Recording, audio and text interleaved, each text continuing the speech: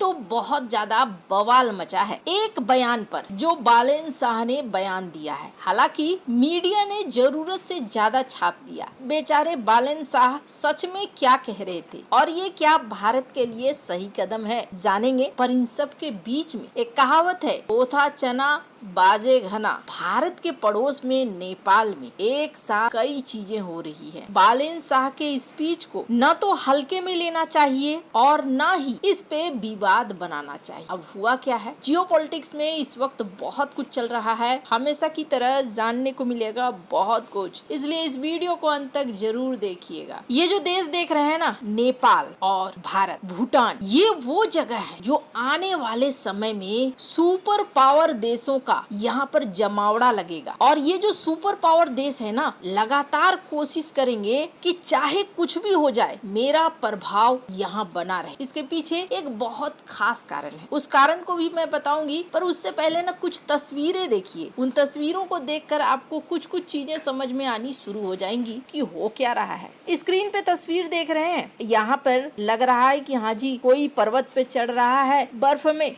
चढ़ने का शौक होगा। तो ये कोई आम इंसान नहीं है जो माउंट एवरेस्ट की चढ़ाई कर रहा है। ये इंसान अमेरिका के विदेश विभाग से है। माउंट एवरेस्ट की चोटी पे चढ़कर ये बंदा बड़ी खुशी जाहिर कर रहा है और इस पोस्ट में यूएस एम्बेसी नेपाल की लिखती है कि हमने अब पर्वत पर डिप्लोमेसी करनी शुरू कर दी है, पहाड़ों पर। और हमारे नेपाल के public affairs chief Mike Harker, इन्होंने माउंट एवरेस्ट की चढ़ाई की मई 2026 9:10 सुबह सुबह। ये पहले ऐसे अमेरिका के फॉरेन सर्विस ऑफिसर हैं जिन्होंने दुनिया की सबसे ऊंची चोटी पर चढ़ाई की। और ये प्राउड मोमेंट है अमेरिका के लिए, अमेरिका की 250वीं वर्षगांठ के लिए। और बाकी सारी चीजें, किस तरीके से वो महान है, किस तरीके से वो साहसी है। अगर आप इसे एक साधारण नजरिए से देख रहे हैं तो आपको बता दूं,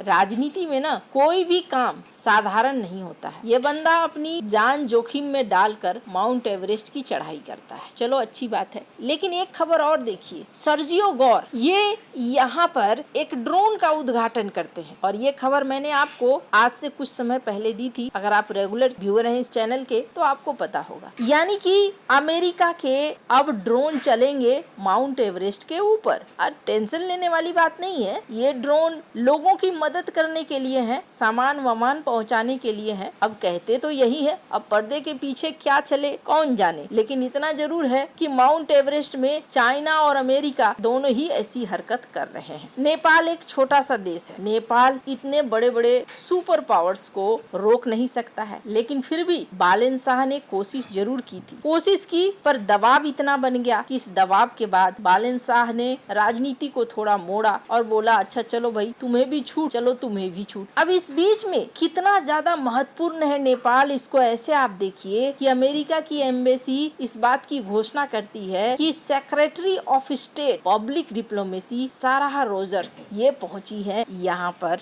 नेपाल में। और नेपाल में ये भाषण वासन दे रही हैं, समिट वगैरह कर रही हैं। नेपाल इस वक्त बहुत महत्वपूर्ण है। बालेन शाह ने नेपाल के राजदूत सर्जियो गौर से मिलने से इनकार किया, चाइना के राजदूत से मिलने से इनकार किया, भारत के राजनयिक से मिलने से इनकार किया और थोड़ा वक्त लिया अपने। अब इस बीच इनसे एक सवाल हो गया, संसद में ये सवाल किया गया, स्क्रीन पर इसे सुनिए। डिप्लोमेटिक रूपमा टेबल टक, तपाईहरुलाई एउटा कुरा अचम्म लाग्छ होला, मैले पनि अस्ति प्रधानमन्त्री भएपछि नै थाहा पाएँ भारतले नेपालको जग्गा मात्र हैन, नेपालले पनि भारतको जग्गा धेरै ठाउँमा मिचेको रहेछ।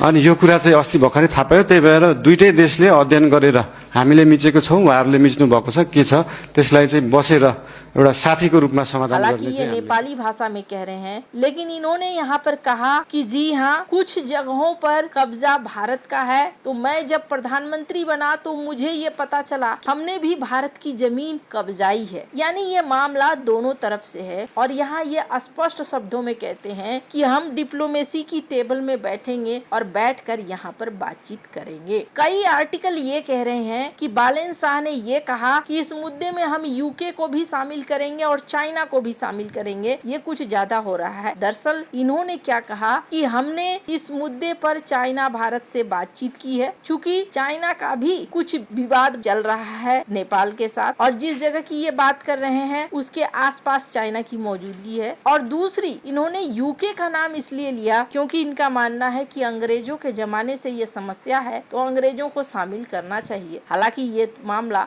थोड़ा अलग है, अंग्रेज चले गए, अब वैसे अगर आप बुलाने जाएंगे तब तो आपको नेहरू को भी बुलाना होगा ऊपर से, तब बैठकर ये फैसले होंगे। पर बालेन शाह करना क्या चाह रहे हैं? बालेन शाह, जिन्हें लोग ये कह रहे हैं कि ये नौसिखिए खिलाड़ी हैं और शायद ही यहाँ पर आगे बढ़ पाए, बालेन शाह एक बैलेंस बनाने की कोशिश कर रहे हैं और वो कोशिश कर रहे हैं कि अपनी जनता को शांत भी किया जाए, जो सच है वो भी बताया जाए कि ऐसा नहीं है कि अगर भारत ने कब्जाया है तो हमने नहीं कब्जाया, हमने भी कब्जाया है। और बात होगी तो लेन देन की बात होगी, हमारी तरफ से भी छोड़ा जाएगा, उनकी तरफ से भी छोड़ा जाएगा। तो एक तो जनता को उन्होंने सही संदेश दिया कि भाई ऐसा मत समझो कि सिर्फ भारत की तरफ से ही है, हमारी तरफ से भी है, और बात होगी तो दो तरफा बात होगी। दूसरी चीज ये भी अच्छे से जानते हैं कि यूके इस मामले में कुछ नहीं कर सकता है, लेकिन ये अपने भाषण में इस बात को साफ तौर पर कहते हैं कि हम दोस्ताना तरीके से इस मामले को हल करेंगे। यानी ये ऐसा मामला नहीं है जिसे बहुत ज्यादा तुल देना चाहिए।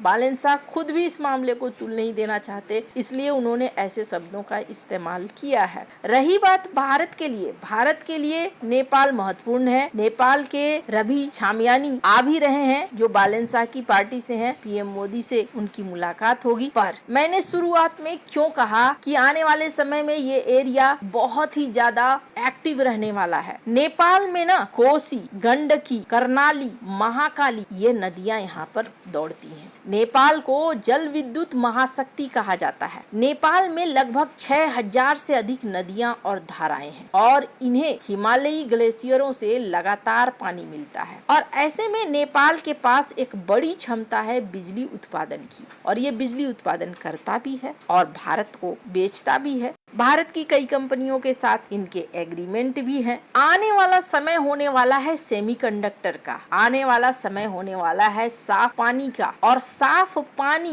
जिन जिन देशों के पास है उन देशों को तैयार रहना होगा। आने वाला समय ऐसा होने वाला है कि अगली लड़ाई अगर कोई होती है तो वो होगी साफ पानी के लिए। सेमीकंडक्टर के उत्पादन में, डेटा सेंटर में अच्छा खासा पानी चाहिए, साफ पानी चाहिए। तो साफ पानी का महत्व अब सिर्फ पीने तक नहीं रह गया है, बल्कि शक्ति तक भी हो चुका है और महाशक्ति तक हो गया है। और ये वो जगह है जहां हिमालय का साफ सुथरा बढ़िया वाला पानी मिलता है। तो ये संकट तो आगे बढ़ेगा ही। आपको क्या लगता है, भारत बहुत संयम से नपे तुले तरीके से काम कर रहा है अपने पड़ोसियों के साथ, क्या ये सही है या नहीं? कमेंट कर अपनी राय जरूर बताएं। जल्द मिलते हैं अगले वीडियो में नई खबर के साथ।